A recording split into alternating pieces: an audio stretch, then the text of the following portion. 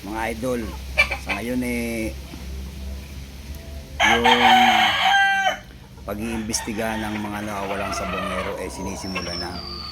Ando na yung mga ahensya ng ating pamahalaan para galugarin o halugugin ang talik para sisidin yung kailaliman upang hanapin yung mga posibleng bangkay ng mga nawawalang sabongero.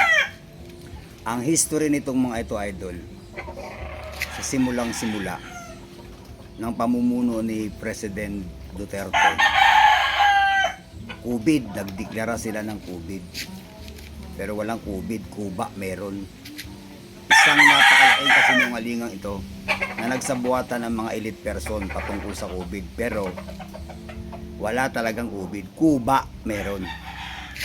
Sabi niya, no vaccine, no out. Tapos may mga dumarating na mga Chino sa NAIA halos araw-araw. Naging province of China tayo nung panahon yun Tapos sumiling ito si Atong Ang kay Duterte na magbukas ako ng online sabong. Go! Kapamilya kita Atong Doon nagsimula ang online sabong ni Atong Ang. At bilyong piso ang kinikita nitong mga ito araw-araw. Bakit?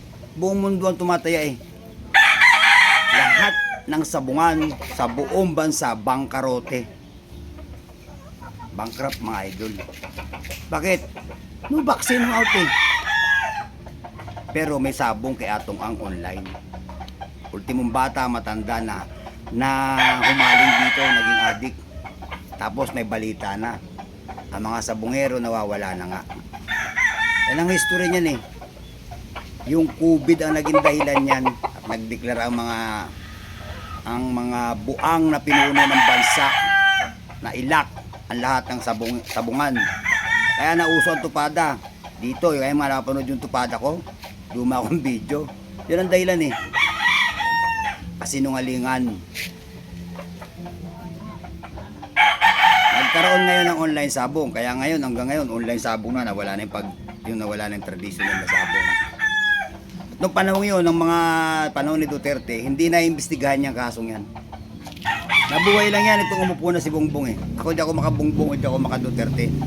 Galit ako doon sa pumaslang sa mga sabungero. Kasi classmate ko itong mga sabungero to Isang school na pinapasukan namin ang sabungan. Dahil sabong nation tayo Sana maresolba na ang kaso ng mga nawawalang sabungero. At sana managot na ang dapat managot. Maging sino man sila, wala nang tataas pa dapat sa batas.